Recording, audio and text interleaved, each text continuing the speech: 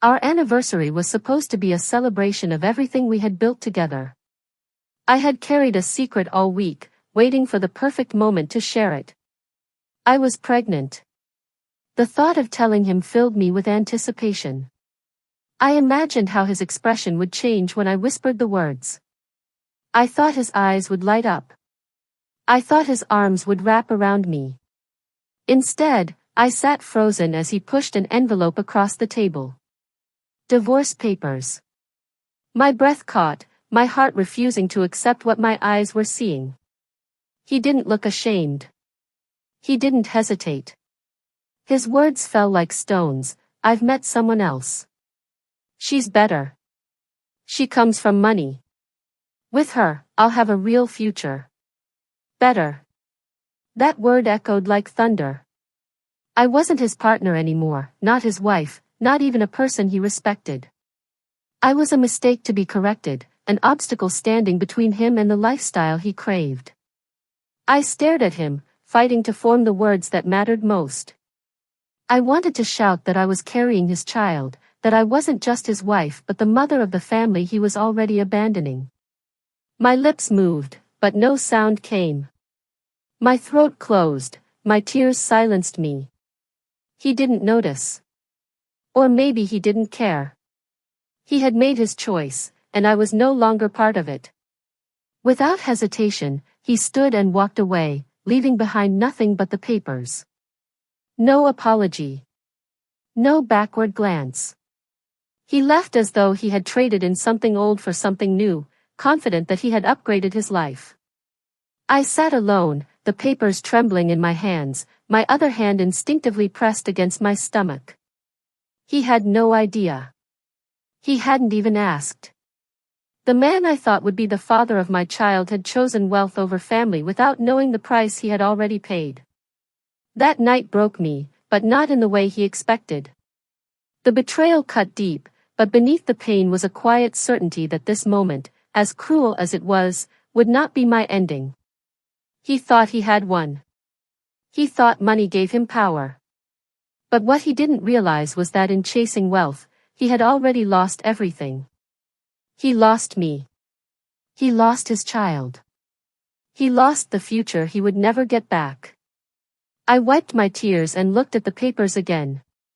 They were supposed to be the symbol of my defeat, the end of my story.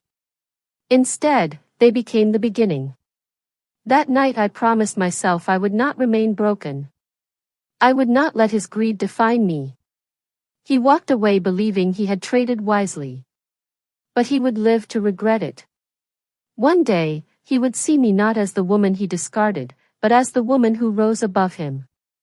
After that night, my world collapsed in silence. There were no arguments, no last words, no explanations. Just me, the unsigned divorce papers, and the life growing inside me. Every time I touched my stomach, I was reminded that I wasn't alone, even though I felt abandoned. He thought he had walked away from me. He didn't realize he had also walked away from his child. The days that followed were brutal. I would wake up in a house that felt hollow, the bed cold and empty. His clothes were gone within a week, his presence erased as though I had been nothing more than a temporary chapter in his story. I had no strength to beg, no desire to chase him. I knew the kind of man who chose money over love would never understand what he had thrown away. I went back to work, hiding my pregnancy behind loose clothing, pretending everything was normal. I couldn't let anyone know how broken I was. In meetings, I smiled mechanically. At lunch, I sat quietly, forcing food down even when my stomach churned. When people asked about him, I lied with practiced ease. He's busy, he's traveling, he's fine. Every lie was another shield, another layer of protection. At night, though, the mask fell. I would sit alone with my hand on my belly, whispering promises to the child who hadn't even opened their eyes yet. I promised that they would never feel unwanted. I promised that no matter what, I would be both mother and father. My strength was no longer for me, it was for the tiny heartbeat inside me. The hardest part wasn't his betrayal, it was the memories. I would recall the nights we dreamed together, the plans we made for a family, the times he had promised forever. Every memory mocked me now. How could a man who once spoke about building a future with me so easily discard it for someone else's bank account? One morning, I saw him again. He was across the street, laughing with the woman he had chosen over me. She wore diamonds that sparkled in the sunlight, her hand looped through his arm like she had claimed a prize. He looked different, sharper, colder, as if wealth had polished away any trace of humanity. He didn't see me. Or maybe he did and chose to look past me, the same way he had signed me away. That sight burned into me, not as weakness but as fuel. For the first time, I didn't cry. I didn't ache. Instead, I felt a quiet rage, a steady determination. If he wanted to build his life on wealth, I would build mine on strength. He would see me again, not as the broken woman he left behind but as someone unshakable. The pregnancy tested me in ways I never imagined. There were nights I was too tired to move, mornings when sickness drained every ounce of energy. Yet I carried on, showing up to work, handling responsibilities, refusing to collapse. Each struggle reminded me of the reason I had to survive. My child was my anchor, the reason I stood tall when the world tried to crush me. His absence became permanent, his silence deliberate. He didn't call. He didn't ask. He didn't care. That, too, became my strength. I didn't need him. I would never beg for his return. Slowly, I began rebuilding myself. I studied more, worked harder, pushed beyond what anyone thought I was capable of. I attended late-night classes, improved my skills, prepared for a future where I wasn't dependent on anyone. Every paycheck I saved, every skill I learned, was a brick in the foundation of the new life I was constructing. There were whispers around me, people who noticed the change.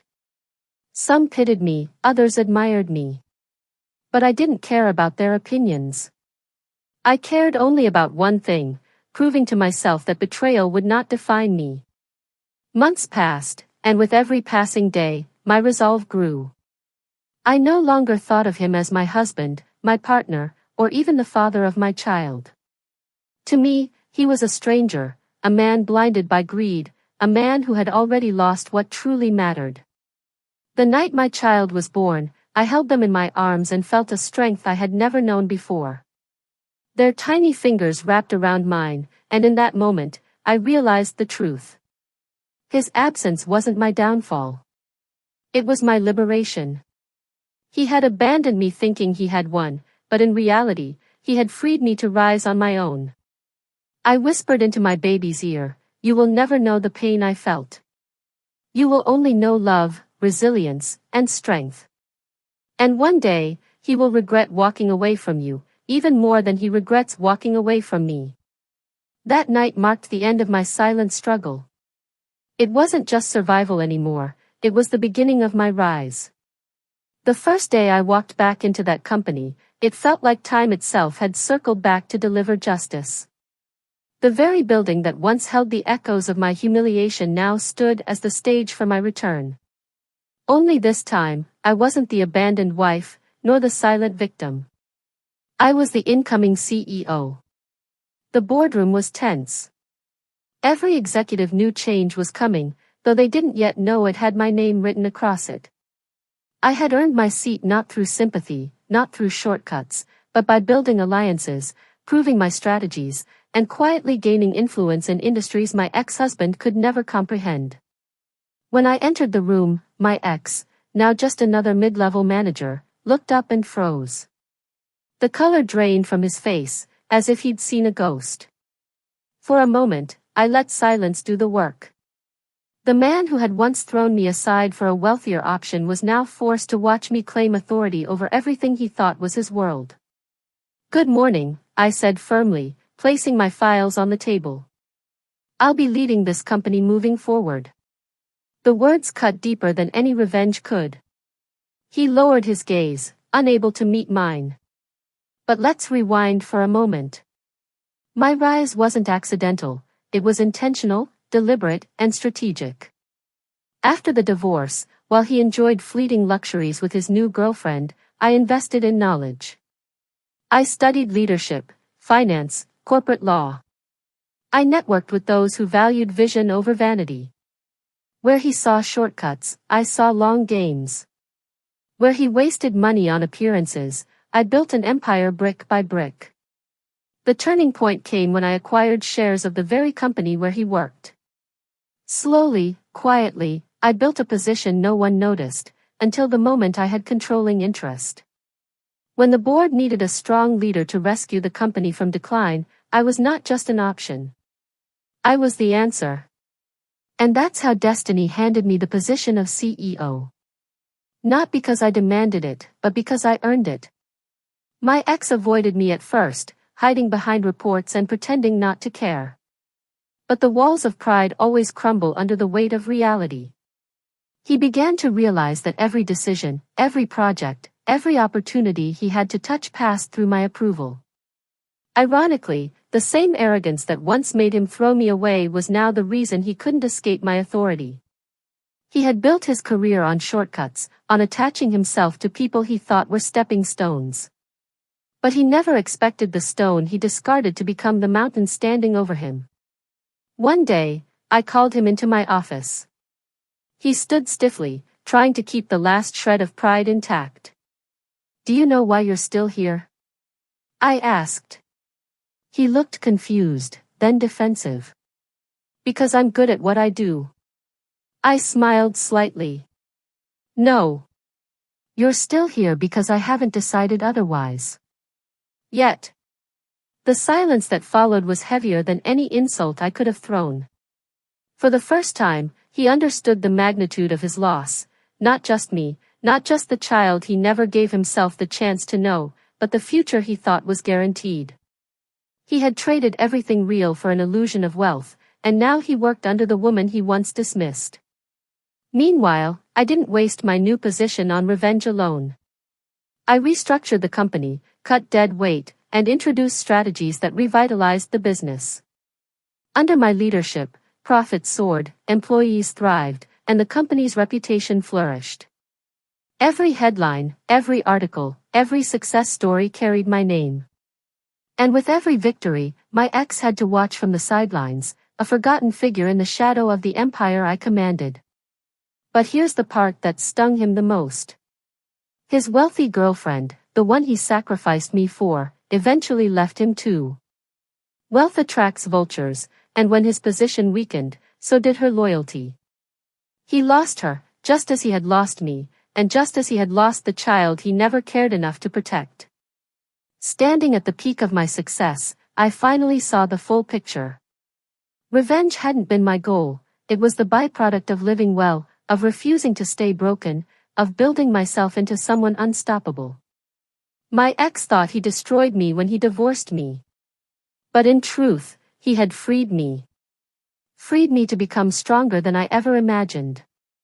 Now, he walks the same halls every day, reminded that the woman he betrayed controls his career, his paycheck, his future. And I don't even need to humiliate him further. My existence, my success, and my power are humiliation enough. I became the CEO of the company he once thought defined him.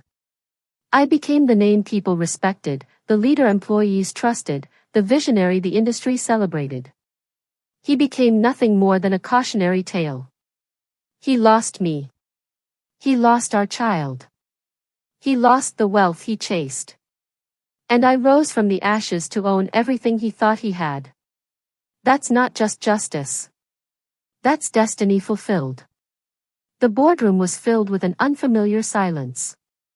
Men and women in crisp suits sat around the long mahogany table, their expressions a mix of curiosity and unease. They had heard rumors, whispers of a power shift, but no one expected me to walk through those glass doors as their new leader. I paused at the head of the table, allowing the moment to linger. The same company where he once mocked my worth, where he paraded his new life and wealth, was now under my command. I looked at the plaque in front of me, Chief Executive Officer. The title felt less like a job and more like justice. And then, he walked in. Late as always, arrogant as ever.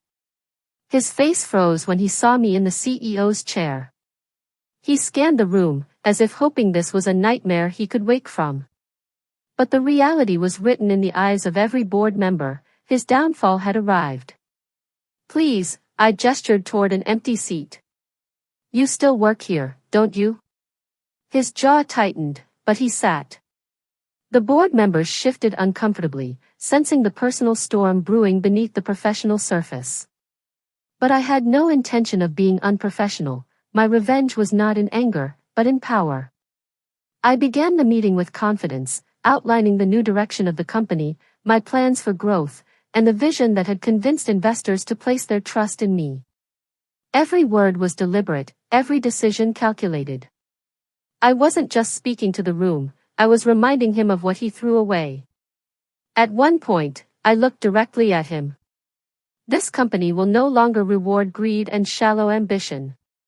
It will reward loyalty, dedication, and innovation. He shifted in his chair. Everyone knew exactly who I was addressing. Later, after the meeting, he cornered me in the hallway. His voice trembled, stripped of the arrogance that once defined him. You can't do this to me. I raised an eyebrow. Do what? Lead the company you tried to control through someone else's wealth? I didn't do this to you, you did. His eyes flashed with something between regret and desperation. I made a mistake. I stepped closer, my voice low but steady. No. You made a choice. You chose wealth over love, greed over family, and betrayal over loyalty. And now you've lost it all, me, our child, and the power you thought you could buy. For the first time, he had no words. The silence between us was heavy, but for me, it was freeing.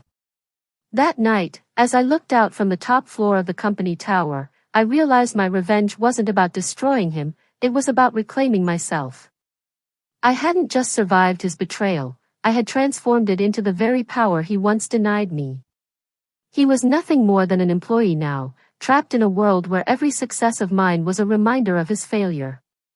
And I was the CEO, the woman he underestimated, the woman who rose from heartbreak into undeniable strength. The story was no longer about the man who left me. It was about the woman who rose without him. The day he walked out of my life, leaving me pregnant and humiliated, I thought I'd never recover.